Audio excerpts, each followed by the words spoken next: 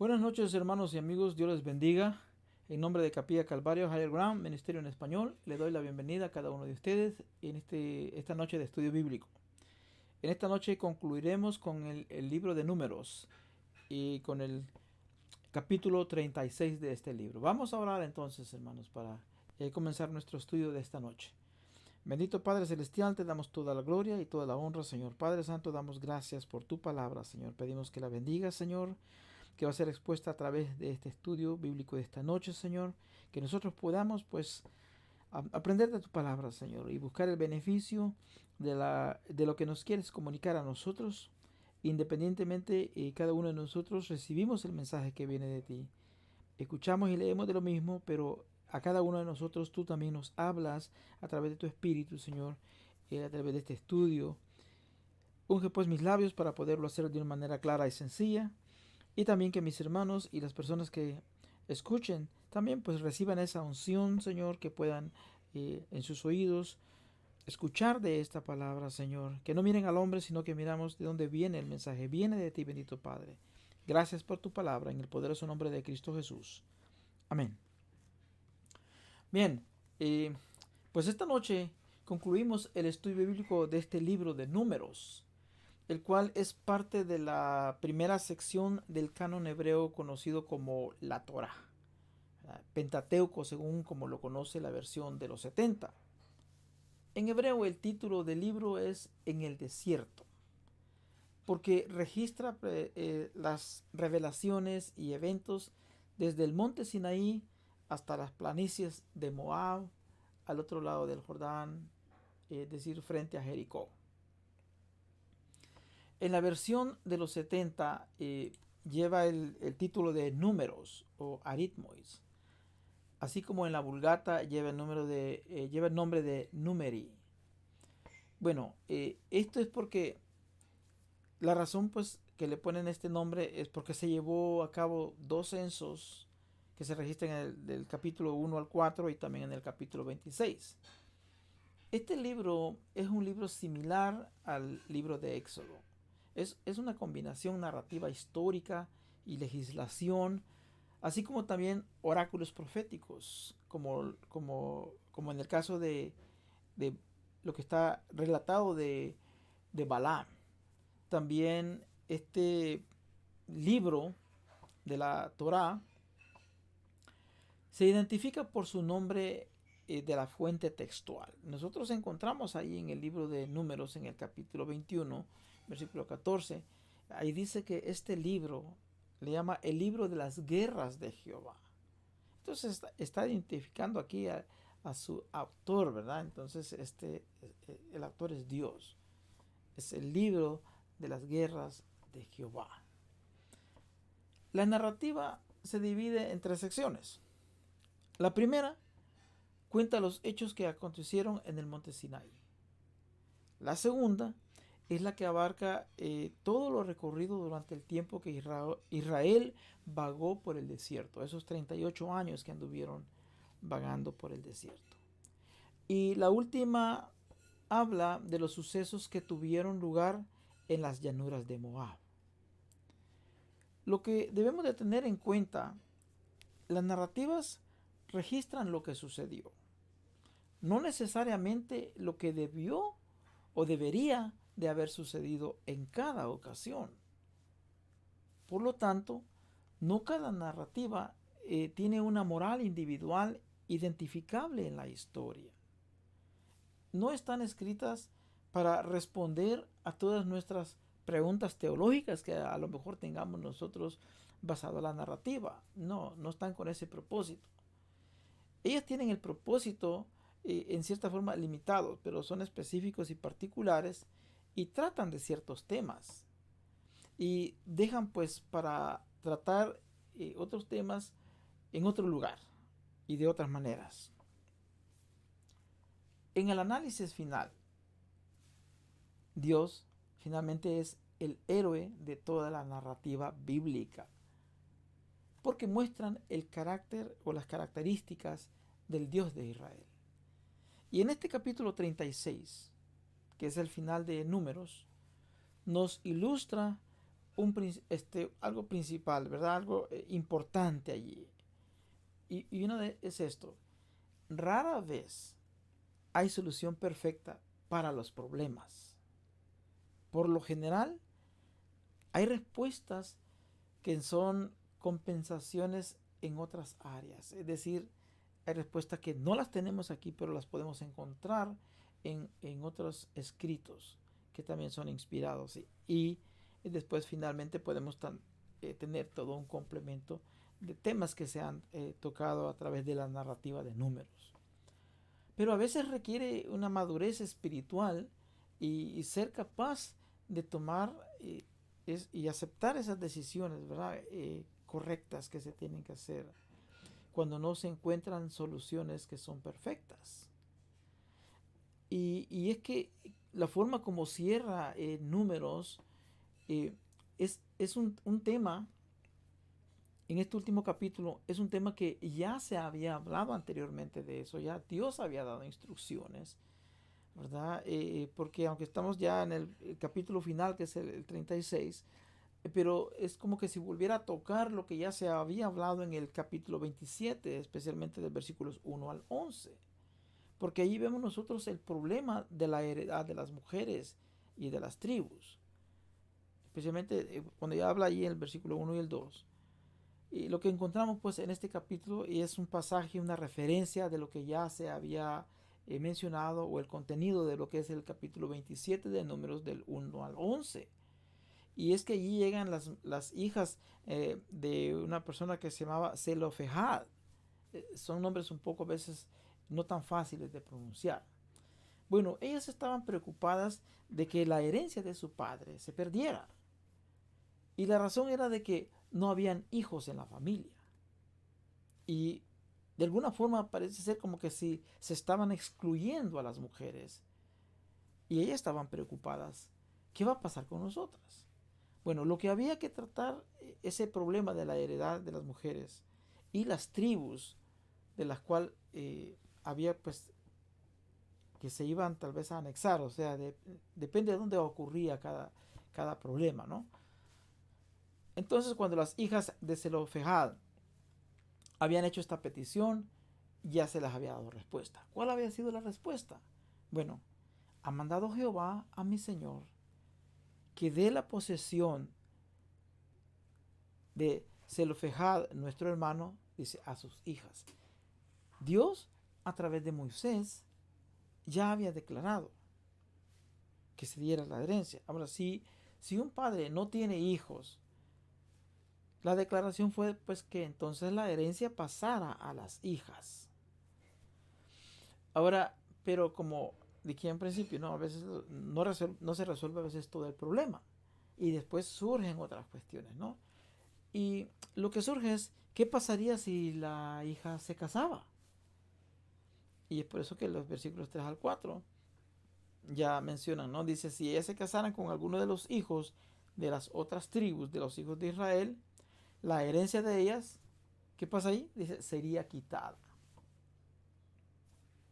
Bueno, es decir, que si la tierra era dada a las hijas, entonces cuando las hijas se casaran, la tierra pasaría a la tribu de su marido. Y eventualmente, pues las tierras de las tribus originalmente se agotarían. Imagínense, si eso hubiera tenido una tribu muy grande y mayormente hijas, y estas casándose con miembros de otras tribus, pues entonces esas tribus iban a ir siendo diezmadas en cuanto a heredad, a tierra, porque van a ir pasando a la posesión de los esposos, de los maridos. Pero por eso dice y no, y así la heredad de ella será quitada de la heredad de la tribu de nuestros padres. Entonces, resolver el problema de las hijas de Zelofehad había creado otro problema. ¿Cómo mantener la propiedad en una tribu a través de las generaciones?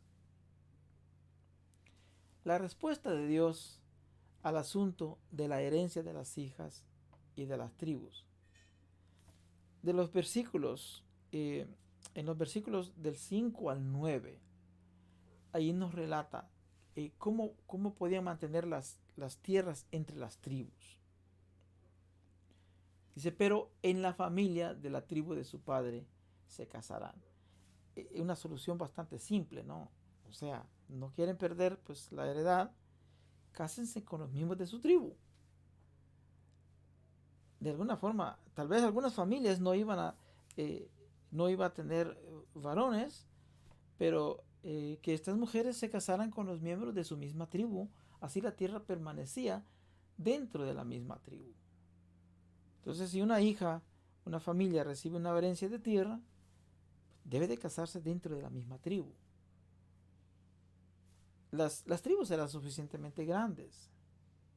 En esto realmente en sí no era una carga, pero ellos tenían una preocupación de todas maneras y todo tiene un propósito.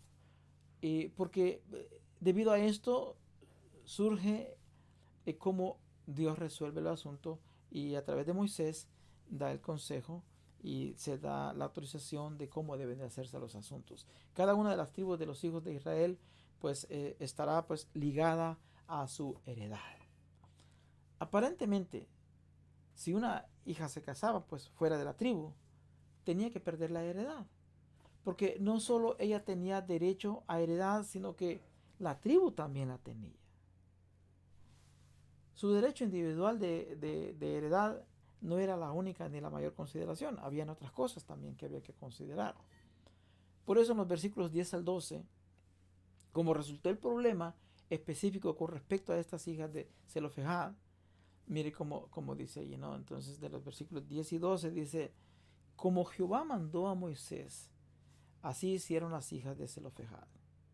Y así Mahalá, Tirsa, Ogla, Milca y Noa, estas hijas de Zelofehad. O sea, este hombre solo tuvo puras hijas, no hubo hijos para que pudieran conservar su heredad. Sigue diciendo el texto, se casaron con hijos de sus tíos paternos y se casaron en la familia de los hijos de Manasés, hijos de José, y la heredad de ellas quedó en la tribu de la familia de su padre. Asunto arreglado, ¿verdad? Eso pues fue lo que dice la palabra de Dios que hicieron para solucionar el problema. La heredad de ellas pues quedó en la tribu de la familia de su padre. En su caso, no solo se casaron dentro de la tribu, sino que se casaron con hijos de sus tíos paternos. En cierta forma pues eran sus primos. En aquel entonces pues era permitido, ¿verdad? Esos tipos de casamientos. Esto obviamente no mantuvo la heredad de la tierra dentro de la tribu e incluso dentro de la unidad familiar, y así pues se hacía la familia más grande.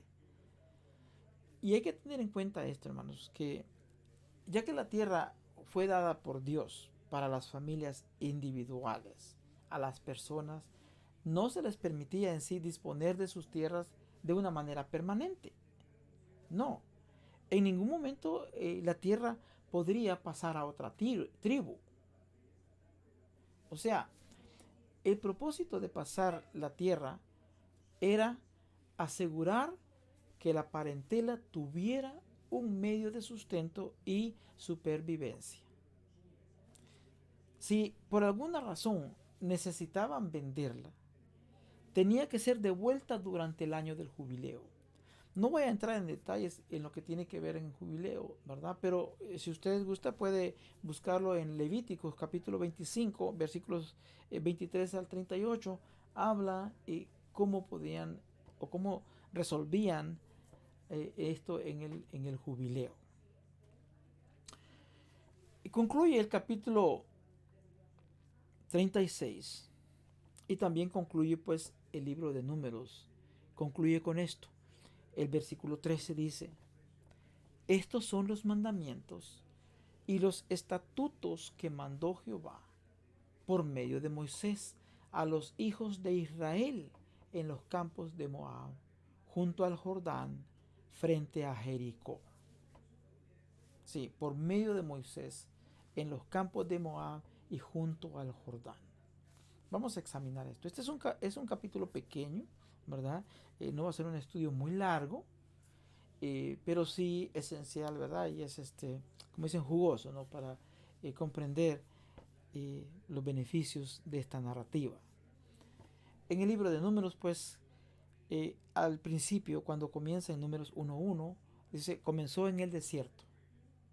Ahora termina lo más cerca posible de lo que es la tierra prometida, sin estar allí en la tierra prometida. Es decir, ya estaban frente a Jericó. Frente a Jericó. Así es que, mientras los hijos de Israel se encontraban frente a la ciudad de Jericó, debemos considerar lo que se necesitó para llevarlos desde Egipto hasta ese lugar frente a Jericó. Sí, o sea, pasaron 40 años de todo eso. Desde su campamento en el monte Sinaí, Dios le dio a Israel la oportunidad de pasar de ser un pueblo esclavo a ser un pueblo en la tierra prometida. Les enseñó cómo ser ordenados, cómo ser organizados, purificados, separados, bendecidos. Les enseñó a cómo dar, recordar la liberación de Dios, recibir la presencia de Dios y también recibir las herramientas para avanzar a la tierra prometida. Luego, cuando la nación partió del monte Sinaí hacia la tierra prometida, se encontraron luchando con la carne, porque murmuraron, se quejaron y se rebelaron sobre todo. No lograron entrar en lo que Dios les había puesto delante de ellos por fe. Y una generación de incrédulos fue condenada a perecer en el desierto. Dios guió entonces durante 38 años en el desierto, con movimiento, pero sin progreso, soportando más rebelión y murmuración. Pero esencialmente esperar hasta que esa generación de incredulidad hubiera muerto y una nueva generación ya dispuesta a confiar en Dios, ¿verdad?, que ya siendo preparada para cosas más grandes, hubiera pues ya llegado a esa madurez que se necesita. Y esto es esencial, hermanos, porque esto aún aplica para nosotros, ¿verdad? Tenemos que alcanzar la madurez. Cuando venimos al conocimiento de las cosas de Dios, no es un estancarse. Cuando somos liberados de un mundo en el que vivíamos en perdición y venimos a conocer a las cosas de Dios, no tenemos que quedarnos estancados, sino que tenemos que caminar hacia adelante, hacia una madurez espiritual, poner fe, creer, ser obediente. Todas las cosas que se le enseñaron a Israel igualmente aplican para nosotros hoy en día. Así que, volviendo pues a la narrativa, ellos pues como partieron hacia la tierra prometida, enfrentaron nuevamente más desafíos a su carne. Pero esta vez esa nueva generación los enfrentaron mejor, porque llegaron hasta el umbral de la tierra prometida, es decir, llegaron, como dice ahí, ¿no?, frente a Jericó, ya estaban allí, pero todavía no habían entrado, pero ya habían llegado al umbral. Haciendo una analogía espiritual aquí, muchos cristianos viven muriendo en el desierto de la duda porque no quieren confiar en Dios y no quieren entrar en lo que Él ha puesto delante del creyente, delante del cristiano. Muchos cristianos viven en esa falta de fe manifiesta en una debilidad hacia las cosas de la carne. Tristemente, Muchos cristianos viven más en el desierto que en el umbral de la tierra prometida. Estar a la orilla del río Jordán es mejor que estar en medio del desierto. Claro que sí, pero aún no es la tierra prometida. Hay camino que recorrer, batallas que pelear y mucho todavía por hacer. Si hemos llegado hasta aquí por fe, se va a necesitar siempre la fe para seguir el resto del camino. Todavía aún falta. Entonces, como conclusión, hermanos, en este estudio de esta noche, ¿verdad?, este análisis final que nosotros podemos hacer a este estudio, como les dije, es un estudio pequeño, pero sustancioso. Este análisis final de lo que es números y de este estudio también.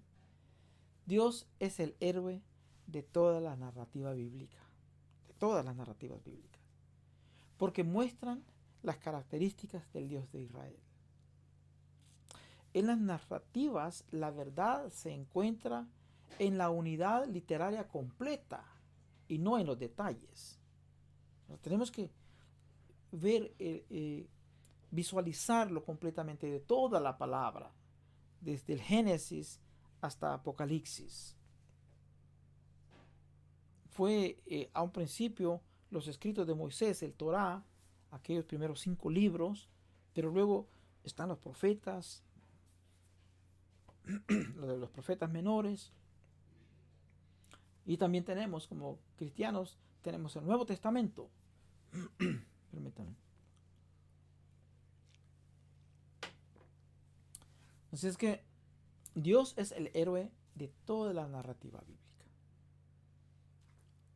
Y tenemos que comprender, ¿verdad?, que la verdad está en toda la unidad. No podemos decir esta parte es la principal o esta otra es la principal. Toda la palabra de Dios es inspirada por Él. Los sucesos que se narran en números sirven para nuestra instrucción, porque las cosas que se escribieron antes, para nuestra enseñanza se escribieron, a fin de que por la paciencia y la consolación de las Escrituras tengamos esperanza. Eso es lo maravilloso de la palabra de Dios, de examinar detalles, sí, pero tenemos que tener en cuenta la unidad completa de la palabra de Dios, cómo se complementa, cómo se cumplen algunas cosas. Así es que, hermanos, que Dios les bendiga en esta noche, hermanos y amigos, y que el Dios de la paciencia y de la consolación os dé entre vosotros un mismo sentir, ese sentir según Cristo, para que estemos unidos en una voz y que glorifiquemos al Dios y Padre de nuestro Señor Jesucristo.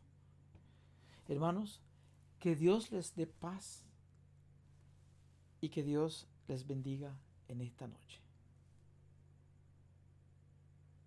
Dios les bendiga, hermanos, esta noche y siempre. Amén.